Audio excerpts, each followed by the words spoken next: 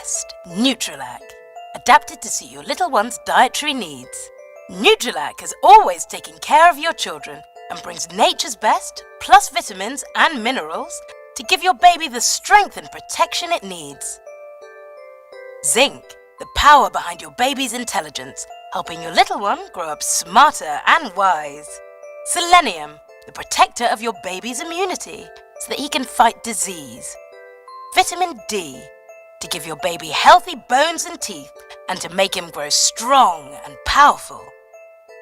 Discover these 3 superpowers in the new Nutrilac Immunoprotect formula. For inquiries about Nutrilac Immunoprotect, contact Fawani Enterprise, Banjul on 7191815.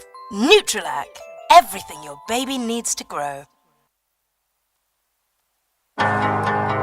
Hero Baby Milk is now available in the Gambia. Hero Baby is a leading brand of baby food in different countries of Europe. Hero Baby is produced under the most modern and secure processes to guarantee to mothers that they are giving their babies the highest quality product. Hero Baby counts on its own Institute of Infant Nutrition, supported by the most important health professionals and organizations worldwide. So the correct ingredients are used towards each stage of a baby's development. Hero Baby, always the best for your baby.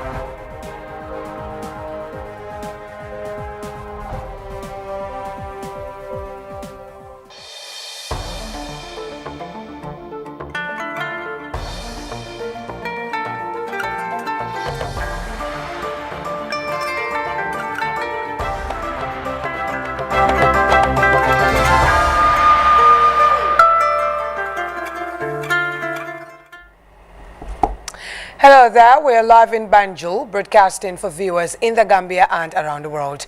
This is the news at 2200 hours. First, the headlines.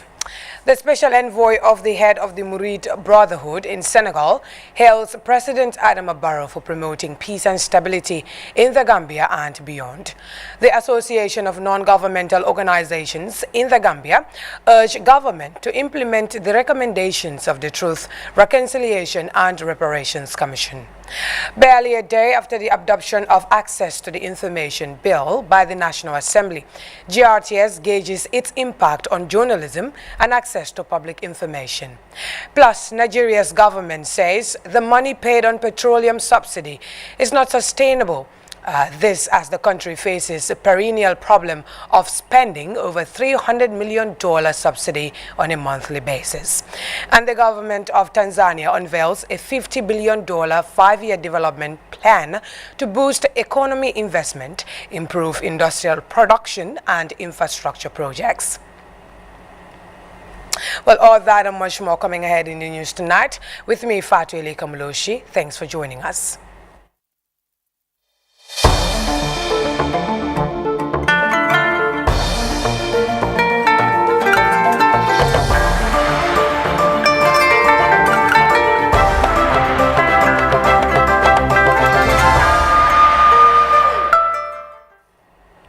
Well, a warm welcome to GRTS News. I am Fatu Elika Mloshi. Now we begin this newscast with a special envoy of Serigne Muntaha Mbake, the spiritual head of the Murid Brotherhood in Senegal, who paid a courtesy call on the President, His Excellency Adama Barrow, at the State House. Serigne Isaha Mbake conveyed personal best wishes of his brother on behalf of the Murid Brotherhood and commended President Barrow for promoting peace and stability in the Gambia and beyond. Momodu Jallo reports. Serigne Isaha Basir Mbake is a retired Senegalese diplomat and brother of the current Khalifa General of the Murid Brotherhood. He is in the Gambia as a special envoy of Serigne Muntaha Mbake, the spiritual head of the Murid. He was accompanied to the State House by the Senegalese High Commissioner in the Gambia, His Excellency Basiru Sen, the Jewrin or head of the Murid community in the Gambia, Papa Demba Job, and other prominent members of the Brotherhood.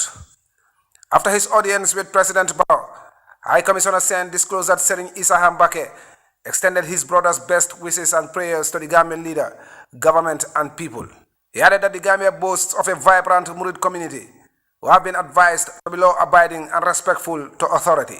diggante Gambie ak Sénégal jàmm ak salaam rek moo fi ne te lépp loo xam ne moo koy. Relations between the Gambia and Senegal are extremely cordial and peaceful. Therefore, Serigne Muntaga will promote anything that fosters this relationship. That's why he sent his brother to meet President Barrow to thank him and convey his best wishes for his efforts to bring the two countries closer, and also to meet his disciples and encourage them to be hardworking, law-abiding and respectful. He thanked President Barrow for granting them the audience, expressing hope that the visit will cement the existing relations between the two countries. During his stay in the Gambia, Serigne Issa Basir Mbake is expected to meet talibés or disciples of the Murid Brotherhood in the Gambia and other leaders of the Muslim community. The Murid Brotherhood is one of the largest religious communities in the Senegambia, with millions of followers. Mamadou Diallo, GRTS News. Well, to some legislative matters, because after 3 years of substantive work and pressure, the Justice Minister on July 1st filed the motion before the second ordinary session of the National Assembly for the third reading of the bill to which it was adopted and passed. The historic moment of the passing and adoption of the Access to Information Bill is expected to change the dynamics of journalism and access to public information. Ibrahim Cham engaged stakeholders in the fight to achieve this historic goal and how rocky the journey was, as well as benefits it may reap. Bill entitled Access to Information Bill 2021 be now read the third time, and should I add, and be adopted. And passed. Thank you very much. It has been moved and seconded that the bill entitled Access to Information Bill 2021 be read a third time and passed. Those in favor, please say aye. Aye. Those not in favor, please say no. The ayes have it. The Gambia Press Union has been advocating for such a bill since the return of democracy in the Gambia in 2016. However, a coalition of 50 civil societies with the backing of Ministries of Justice and Information, as well as legal experts, participated in the drafting of the Access to Information Bill. The initiative, according to stakeholders, is aimed at expunging draconian laws that hinder media work and criminalize journalists. Although the Access to Information Bill is applicable to all citizens, journalists feel they are the luckiest of all. It will definitely help journalists in terms of doing their job, of informing and educating the public on issues of governance and issues that are of interest and relevant to the public. Because if the journalists do not have access to vital information that will help them educate or inform the public, it affects the public's right to know, and it also affects the public's participation in political and democratic processes of the country. And this draws us back in terms of our development. So it's very important for journalists to have access to information. Meanwhile, as part of efforts to repeal bad media laws, the Information Ministry has set up an independent committee to review laws such as sedition, defamation and libel. Officials of the Gambia Press Union are thus looking forward to the omission of laws designed to stifle free speech from the criminal codes in due course. Tango has played a decisive role in the drafting process of the bill. Staunch human rights advocate Mari Jobate believes that the bill will promote transparency and accountability, thereby holding public officials to account. Journalists can celebrate it, but as a civil society who want to, vouch for the people, for citizens, it's a huge tool in terms of democracy, in terms of good governance, to combat corruption. It's good to promote popular participation because it is there. It is good to enhance transparency. So what government would not normally have given, this law puts an obligation on them to proactively disclose, but also to disclose based on request. And it's very tight how government can refuse that request, So that enhances transparency, which means it's a huge tool for accountability.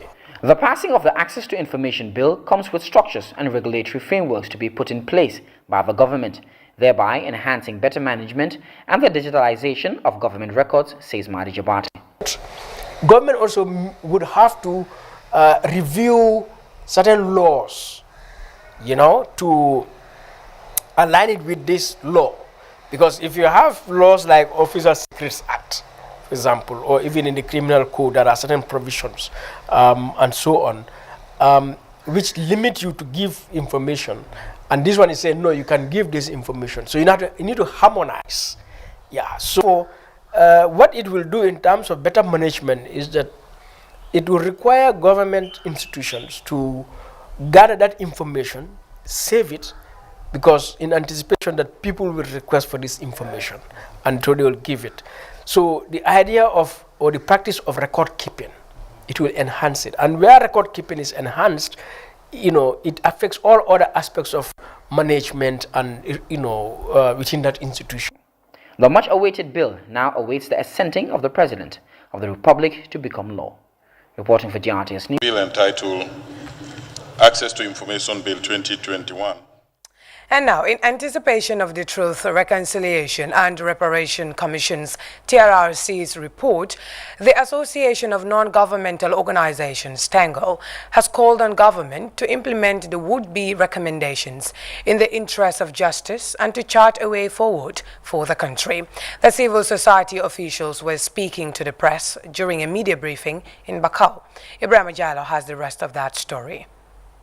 The press conference centered around implementation of recommendations by the TRRC, which is due to present a final report of its finding to the President, His Excellency Adama Barrow.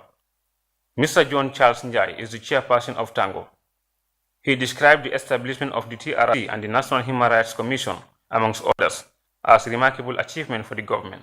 He, however, laments concern over the application of the much-awaited TRRC report. It's good that we begin to engage. I think what our role, we have said over and over, is to support the government. The government has the main responsibility of seeing that the recommendations are implemented. I believe that there will be political will. After all, it's the government that established the TRRC. And as I've read here, it's a legacy that they can be proud of. Mahdi Jabati, a renowned activist, said the civil society has designed a roadmap to support the implementation process.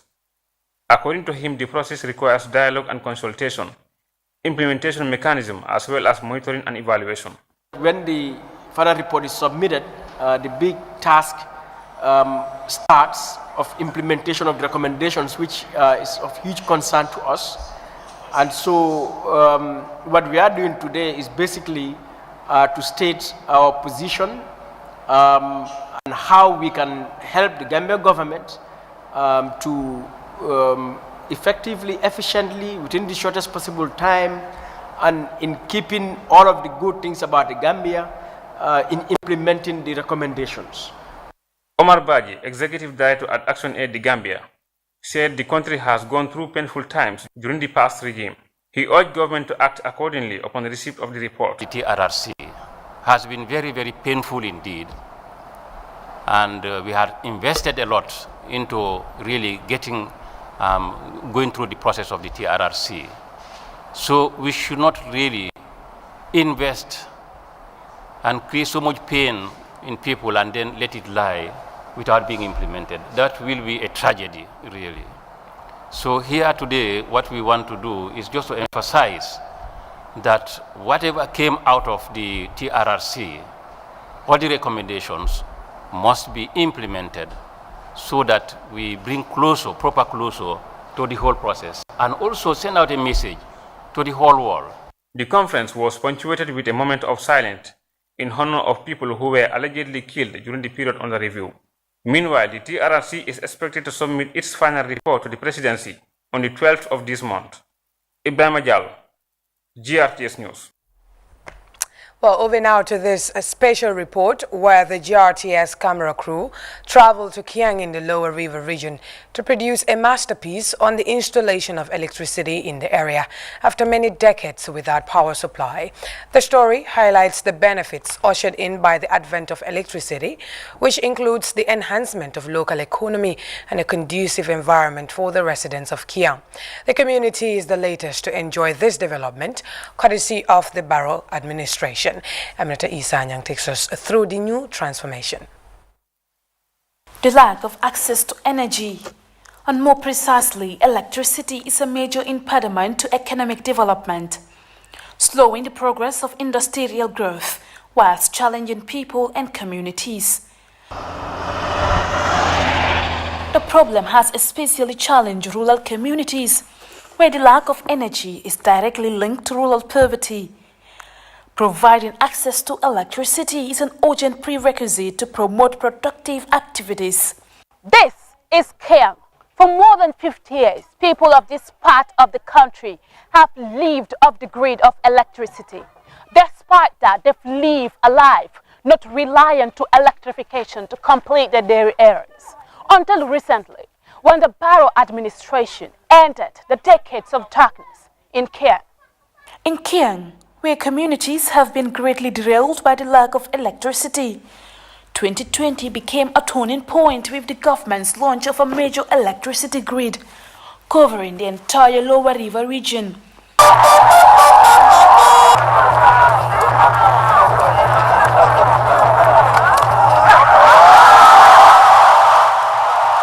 Communities here lost all hope, but the Barrow administration has restored hope in Kiang. The chief of Kiang Central, Alhaji Dembasanyang, told GRTS whilst hailing developments ushered in by the new power station. We have been so many years neglected with power in this area. When the first republic came into being, we were promised that we're going to have electricity, but to no avail. The second republic also came, that's the highest time. We've been promised, but the line has passed and went to other areas. Until recently, when Barrow came into power.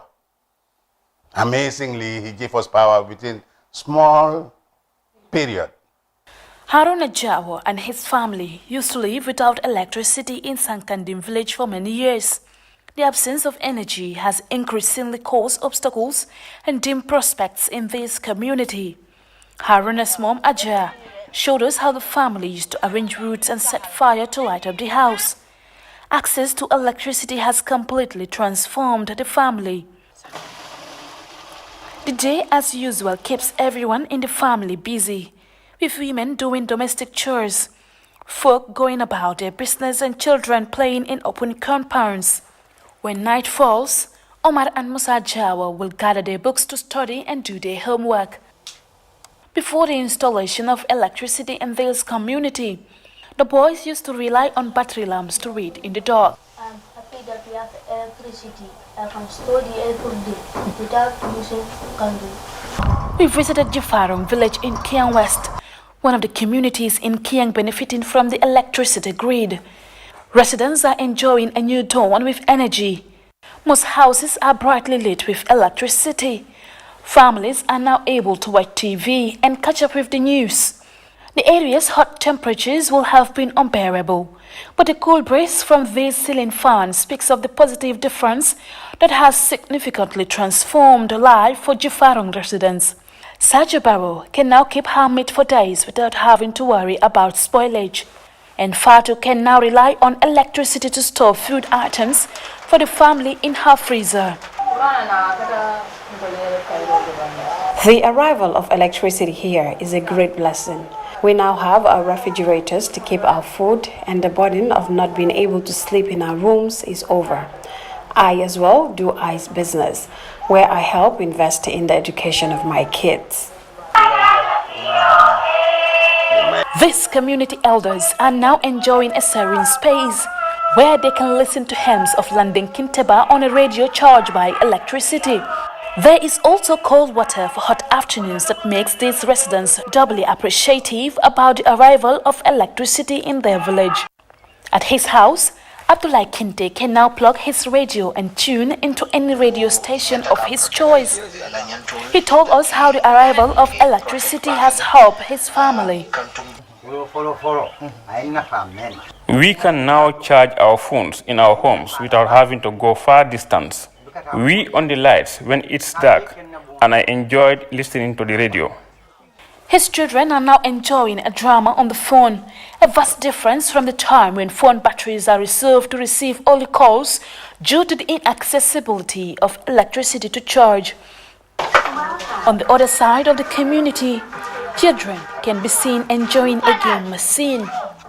The arrival of electricity in these communities has greatly enhanced output by enabling more resourceful means of production. The electricity has changed the life and the livelihood of the people of these communities, because in terms of business, our women, they have been benefited a lot. So they are doing their business.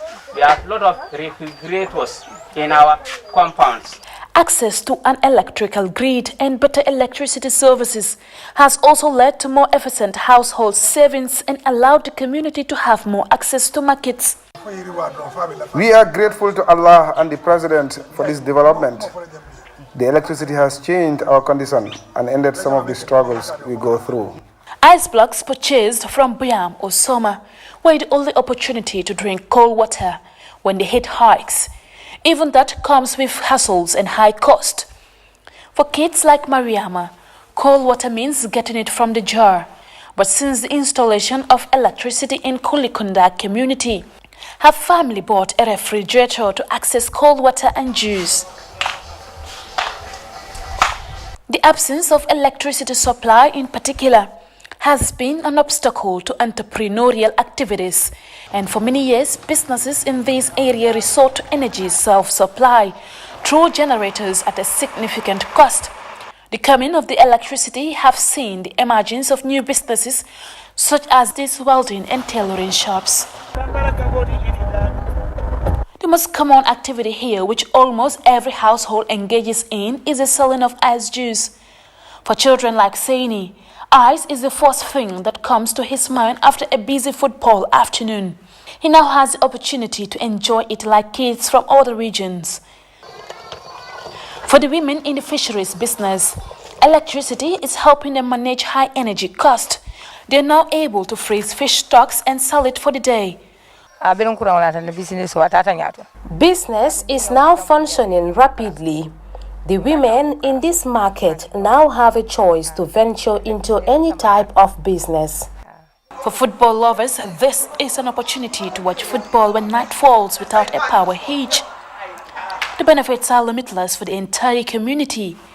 Even schools can now operate their printers without a hitch.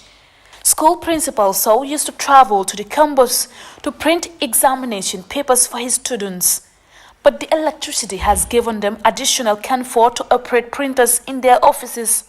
Before, we are relying on solar, which time to time we will normally have breakdowns.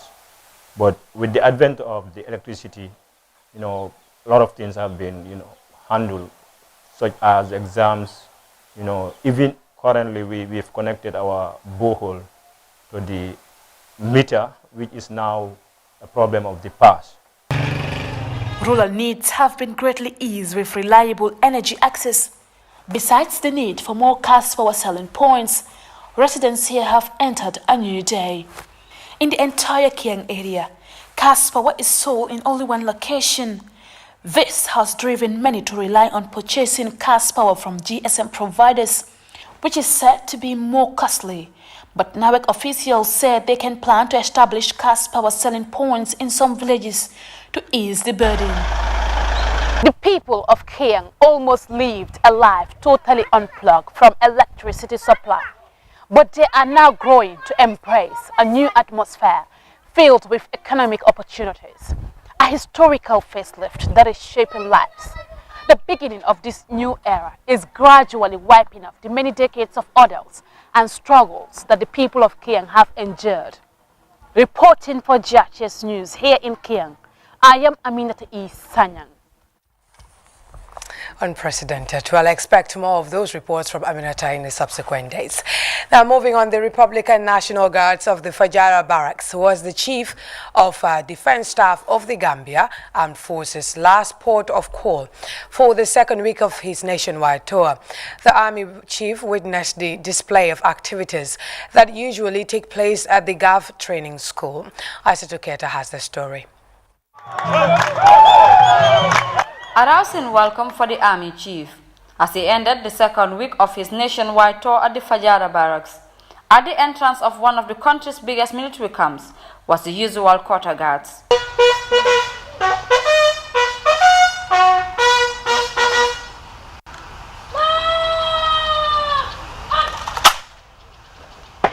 And then the pleasantries with the officers stationed at the camp. This is the Guards Battalion of the Republican National Guard, one of the 3 branches under the Gambia Armed Forces. This is where the training school is located, which produces the gallant soldiers for the Gambia Armed Forces. Here the CDS and delegation were opportune to witness the activities of the school. Trained soldiers displayed the stripping and assembling of different types of weapons and what each of them is used for. Because you are the ones going to operate this. Having the full knowledge in regards the component of the rifle and the characteristics helps you to be able to use it effectively as and when required. As the size of the force increases, efficient training in responding to emergencies is required, and one such was this display by the crowd control team, which has received professional training in crowd control and can always be called upon should the need arise.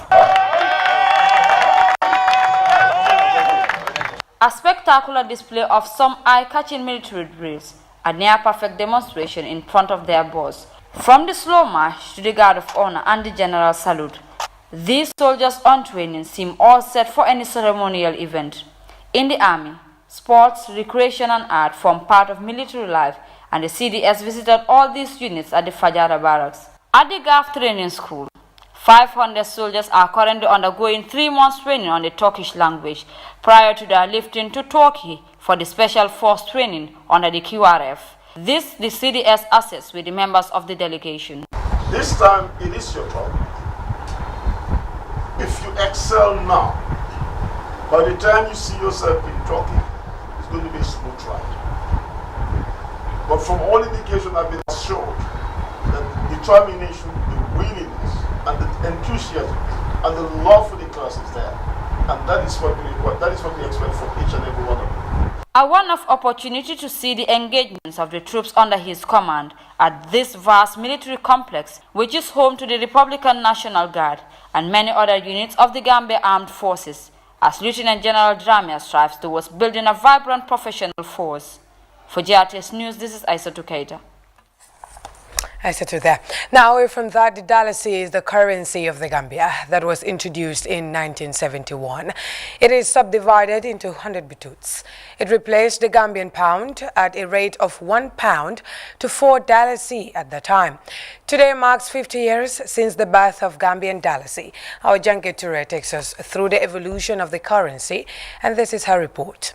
For the thousands who had come to Bathurst, it was... From the transition of the British pounds to dalasi, the Gambia's currency has clocked 50 years. The Gambian dalasi is the official currency of the Republic of the Gambia. The dalasi was first introduced in 1971, which replaced the former currency, the pound. At the time, £1 was said to be equal to 4 Gambian dalasi. But until the mid-19th century, the accepted legal tender as a medium of exchange in the Gambia was a method of payment using cowrie sales. In search of the evolution of the dalasi, GRTS sat with Hasum Sise, a renowned historian who further expounded on the history of the Gambian currency. At the level of government, Janke, you had 2 schools of thought. There was a school of thought that we should continue to use the British currency. Okay?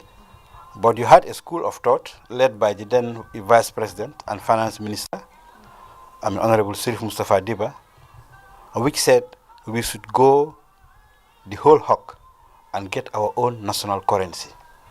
Because really, for them, the currency was another step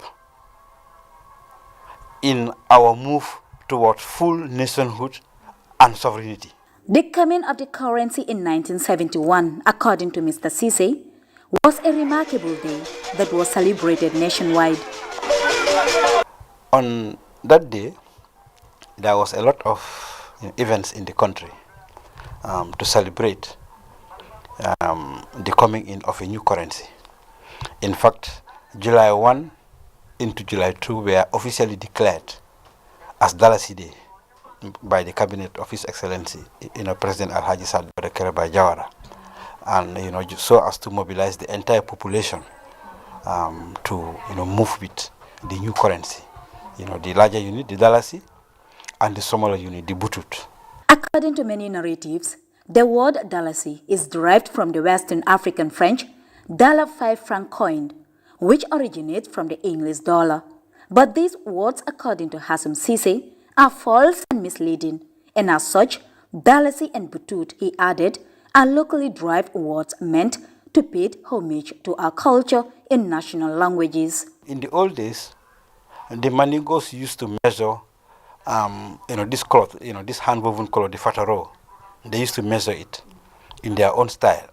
There was no metric, meters or even imperial, measurement. They just used to use the length, of the arm, like of an elder. Okay, and that length of the fataro is called dalaso. In Mandingo. Okay, so that's how the name, Dalasi came. Now the smaller unit, the Butut, is a Wolof word, which literally means the small part. Bututibi. So that is how we got the Dalasi and the Butut. The Dalasi Day is significant as it symbolizes independence and sovereignty. But what could have happened of the Gambia if the country still uses the pound? Well, it could have happened, because some countries, became independent and are still using like the something pound, the something shilling or the something dollar, like you have the Liberian dollar, as they call it. You still have the CFA, for 17 countries in Africa. But I think our leaders were wise.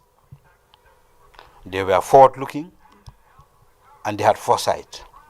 That currency is a symbol of sovereignty. It's a symbol of independence. It's a symbol of freedom. Therefore, for them, one way of really completing decolonization was for our republic to have her own currency. 50 years on, the Gambian Dalasi is now the official tender depicting the rich natural heritage and civilization of the Gambian people.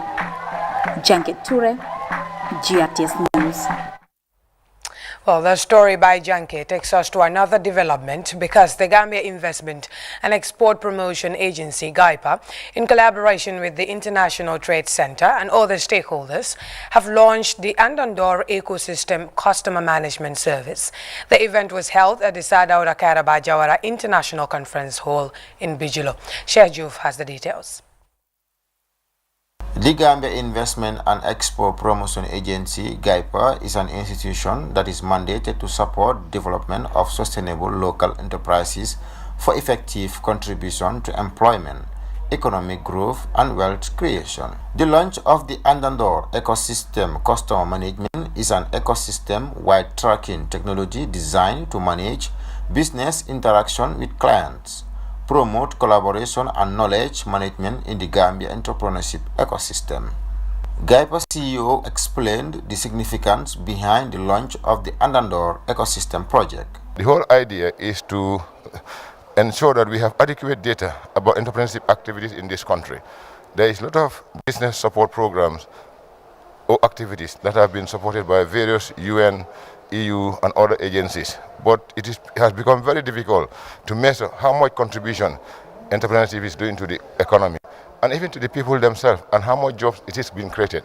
So the CRM will enable us gather these facts and enable us know how much resources are being put into entrepreneurship, but also what are the outcomes, what achievement has been made, and what needs to be done. According to the AU representative to the Gambia, this occasion marks an important milestone for the ecosystem of entrepreneurship and business support organizations in the Gambia.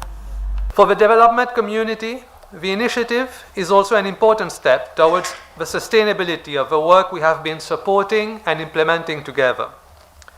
The Andandor model helps build strong institutions and a strong network. This is the best way of ensuring that the support to the business community does not end with the projects.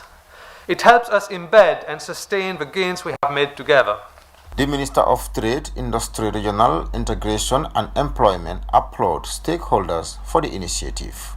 The program aims to provide effective and tailored support for the small and medium-sized enterprises, particularly the young entrepreneurs, while simultaneously strengthening the enterprise ecosystem. This program will complement and support the government effort in creating sustainable enterprise and spur youth employment and wealth creation as enshrined in the National Development Plan. This new scheme will enhance information exchange and collaboration within the entrepreneurship community. Seth reporting for GRTS News. Well, Sharab Medical Center, in collaboration with Direct Aid, have wrapped up a 10-day free surgery camp organized on Wednesday. Kadietu Jallo has the rest of that story. 30 patients have been successfully operated during the 10-day free surgical camp sponsored by Direct Aid. Sharab officials hailed Direct Aid for the trust and look forward to more collaborations with Direct Aid. Dr. Danis of Sharab highlighted some of the cases operated on, including breast and appendix surgery. 2 TRRCs, 1 open prostatectomy, 1 major breast surgery, 2 appendectomies, 9 inguinal hernias in adults, 1 adenoidectomy, 7 inguinal hernias and hydrocele in children, 2 hydroceles in adults, 1 orchidectomy, and 7 lumps and bone of soft tissue.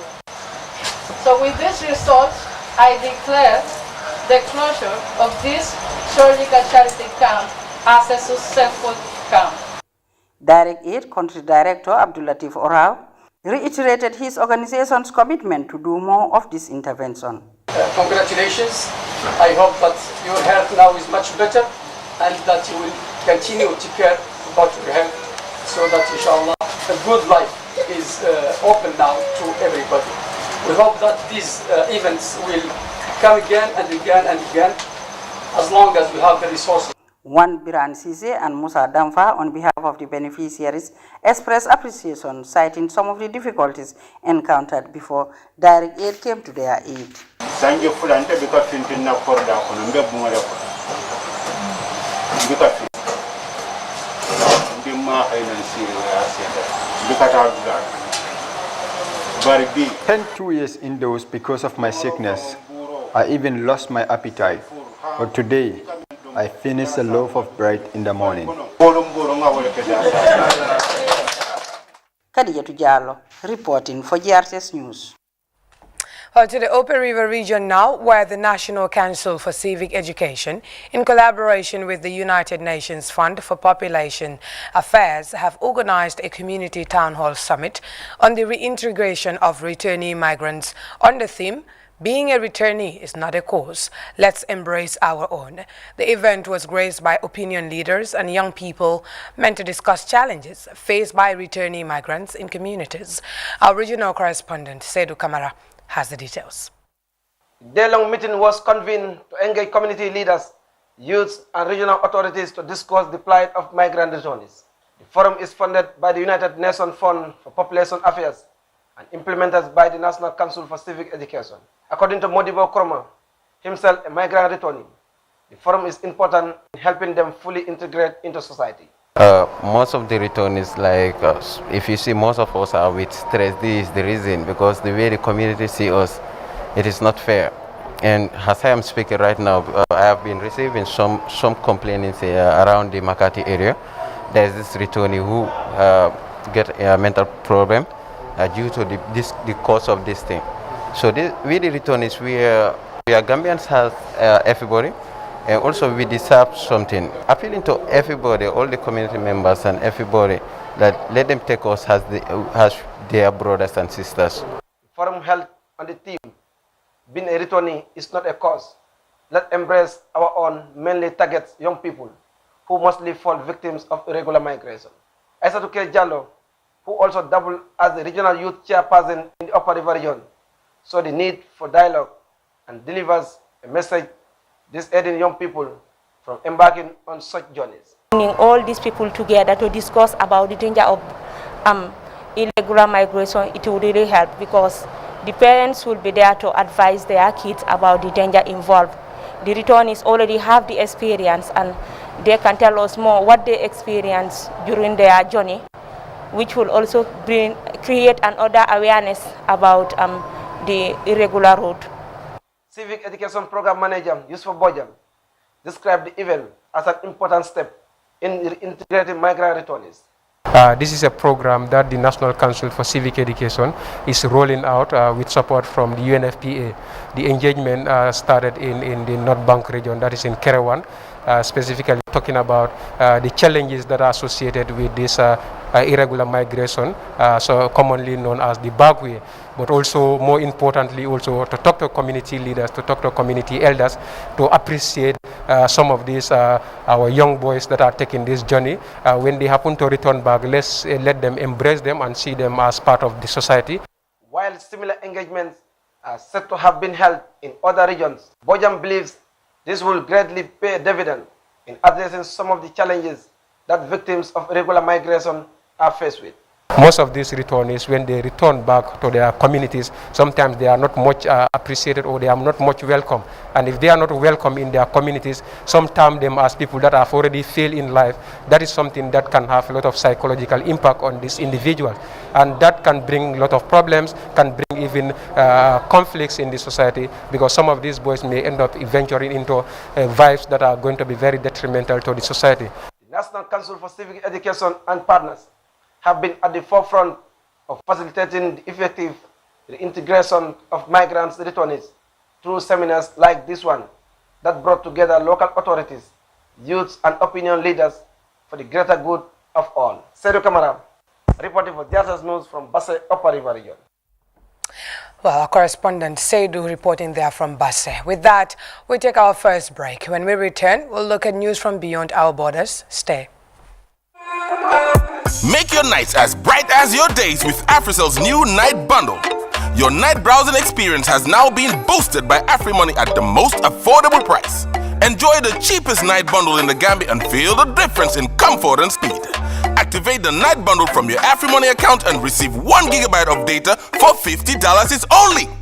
Browse, stream, and talk all night long from 1 a.m. to 8 a.m. for only $50. Activate your AfriMoney account by dialing *777# and select Buy AfriCell Data to choose your night bundle valid for 24 hours. What more could you ask for?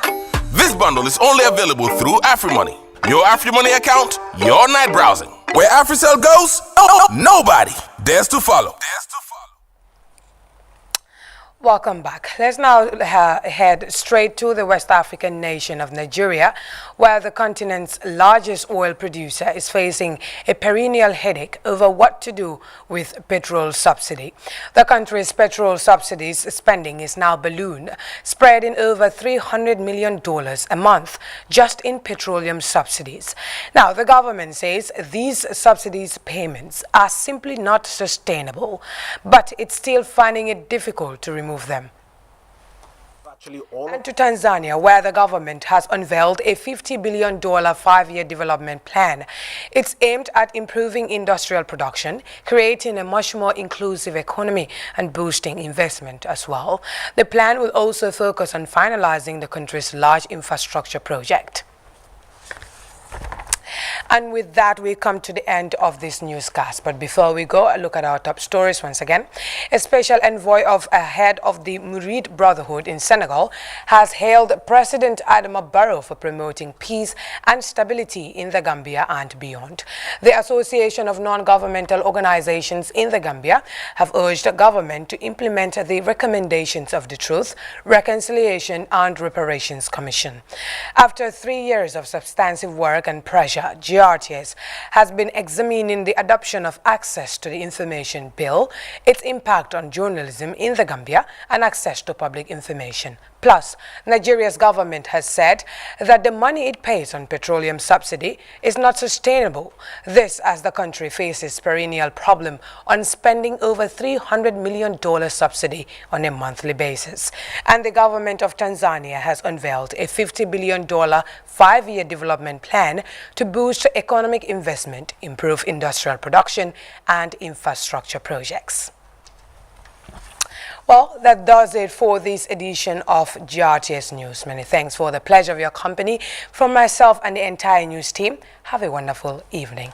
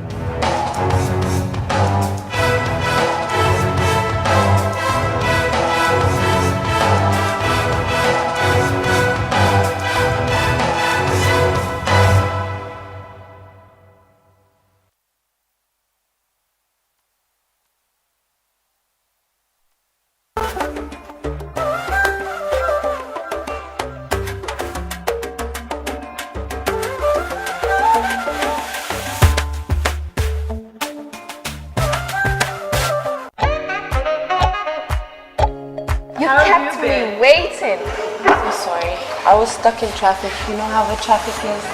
How have you been? Looks like you're in a hurry though. I have this movie that I don't want to miss. Don't worry. With Afri TV, you can watch your movie anywhere and at any time. Really? Download the Afri TV app and watch your favorite TV channels anywhere, anytime. And I'll show you this application. There are so many channels. Okay. Just dial *222# to subscribe and buy special data bundles at a cheaper price. AfriCell makes life easier. For the first time in the history of the Gambia, Gambia Printing Publishing Corporation proudly introduces the Biliomatic exercise book printing machine. The machine has the capacity to print more than 20,000 books per hour. Yes, 20,000 books per hour. It also prints magazines, newspapers, calendars, flyers, normal books and all kinds of printed documents plus items at affordable prices. With the Biliomatic printing machine, GPPC can now render high quality and non-size restricted printing service supply across the sub-region. Rush now and partner with GPPC for all your public and private printing service needs. Print with us today and you'd be offered highly professional, reliable and efficient service delivery by our team of experts.